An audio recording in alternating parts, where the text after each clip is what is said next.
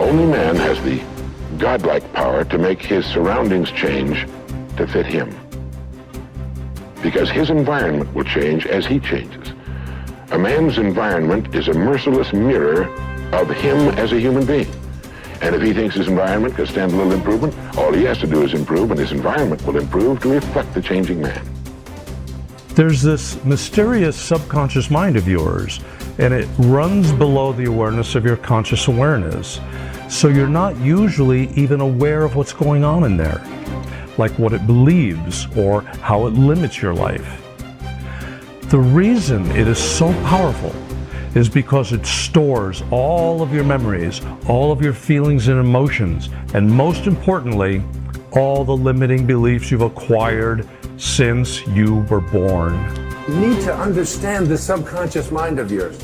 Your subconscious mind rules your life. 96 to 97% of everything that you do is done as a result of your subconscious mind. And when your subconscious mind gets programmed, it goes ahead and responds to whatever it is your conscious mind has placed into it. This subconscious mind of yours is most impacted by your feelings. A change of feeling is a change of destiny.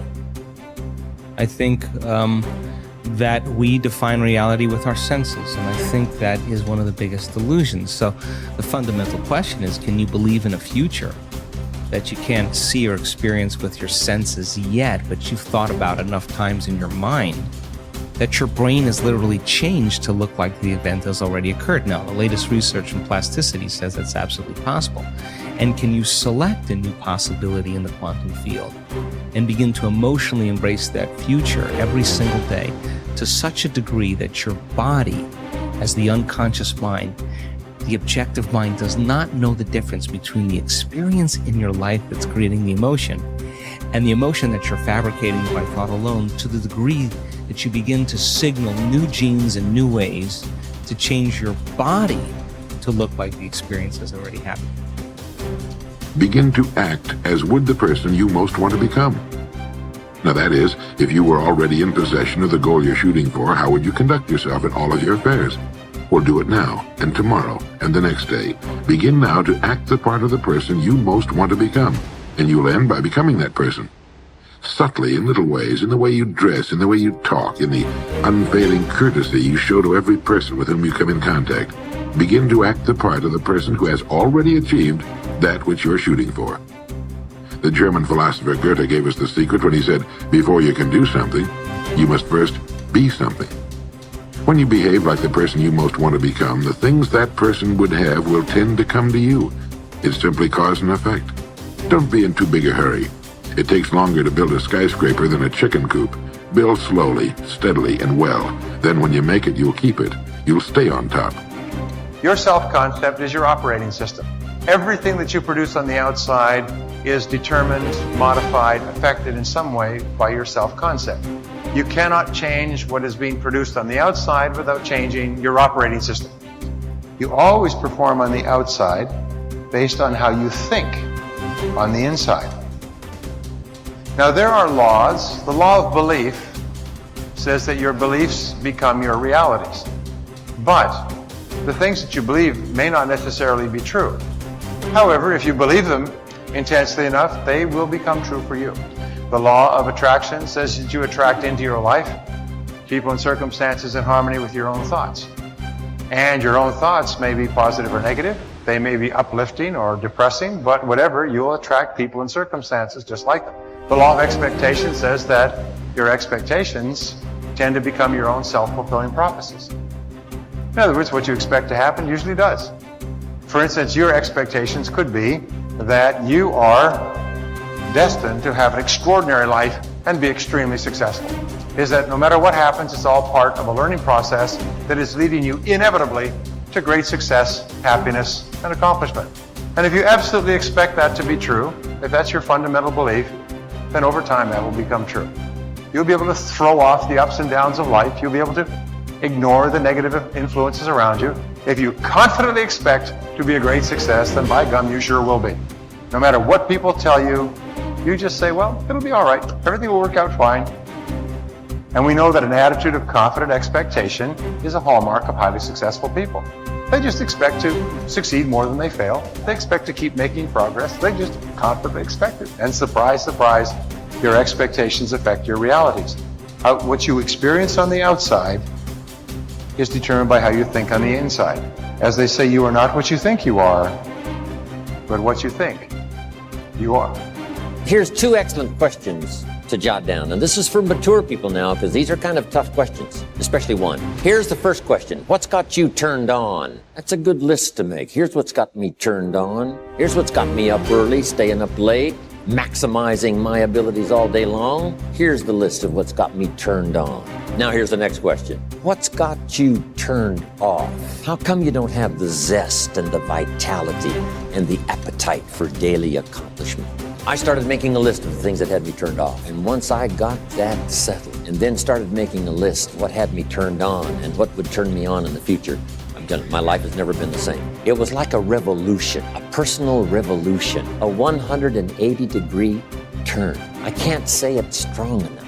It's easy to get lazy in designing the day and designing the year and designing the future and designing what you want to accomplish and just cross your fingers and hope it'll all work out, that the favorable winds will blow it all your way. I'm telling you, it's not going to happen. So this is part of the exercise. It's just, buckling down, making this list. And you got to continue this long after we've, turned out the lights and we've all gone home. Keep this up. And one of the best ways to keep it up, I've already covered yesterday, is what? Teach it. Key is to teach it. Jan was right. You don't need recognition. Just go give everybody you can think of that deserves it recognition. And your own self-satisfaction is a recognition. Now, if they never put a crown on your head, who cares? One of the great rules, by the way, one of the most important of all principles, is to challenge your self-limiting beliefs. You see, we are all plagued by self-limiting beliefs. Beliefs that we tell ourselves, things that we tell ourselves to hold ourselves back. We hold ourselves back with self-limiting beliefs. We tell ourselves that we're limited in some way, when in reality, not true at all. In fact, Ernest Holmes, the great metaphysician, once said that all negativity is rooted essentially in the frustration of potential. People feel that they're capable of doing vastly more. Nelson Mandela said, our great problem is not that we feel that we are powerless, but that deep down inside we feel that we are powerful beyond measure. Which brings us to all performance, all improvement in personal performance begins with an improvement in your self-concept, in your beliefs about yourself. Good thinkers always prime the pump of ideas. They always look for things to get the thinking process started, because what you put in always impacts what comes out. Read books, review trade magazines, listen to tapes, and spend time with good thinkers. And when something intrigues you, whether it's someone else's idea or the seed of an idea that you've come up with yourself, keep it in front of you. Put it in writing and keep it somewhere in your favorite thinking place to stimulate your thinking. Spend time with the right people. As I worked on this section and bounced my ideas off of some key people so that my thoughts would be stretched, I realized something about myself. All of the people in my life whom I consider to be close friends or colleagues are thinkers. Now, I love all people. I try to be kind to everyone I meet, and I desire to add value to as many people as I can through conferences, books, audio lessons, etc. But the people I seek out and choose to spend time with all challenge me with their thinking and their actions. They are constantly trying to grow and learn. Every one of them is a good thinker. The writer of Proverbs observed that sharp people sharpen one another, just as iron sharpens iron. If you want to be a sharp thinker, be around sharp people. To become a good thinker, you must become intentional about the thinking process. Regularly put yourself in the right place to think, shape, stretch, and land your thoughts. Make it a priority. Remember, thinking is a discipline. No matter what you choose to do, go to your thinking place, take paper and pen, and make sure you capture your ideas in writing. Ideas have a short shelf life. You must act on them before the expiration date. World War I flying ace Eddie Rickenbacker said it all when he remarked, I can give you a 6-word formula for success. Think things through. The follow through. To start the thinking process, you cannot rely on your feelings. In Failing Forward, I wrote that you can act your way into feeling long before you can feel your way into action. If you wait until you feel like doing something, you will likely never accomplish it. The same is true for thinking. You cannot wait until you feel like thinking to do it. However, I've found that once you engage in the process of good thinking, you can use your emotions to feed the process and create mental momentum. Try it for yourself. After you go through the disciplined process of thinking and enjoy some success, allow yourself to savor the moment and try riding the mental energy of that success. If you're like me, it's likely to spur additional thoughts and productive ideas. One good thought does not make a good life. The people who have one good thought and try to ride it for an entire career often end up unhappy or destitute.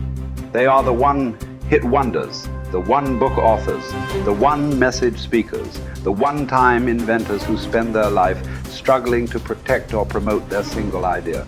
Success comes to those who have an entire mountain of gold that they continually mine, not those who find one nugget and try to live on it for 50 years. To become someone who can mine a lot of gold, you need to keep repeating the process of good thinking. Becoming a good thinker isn't overly complicated. It's a discipline.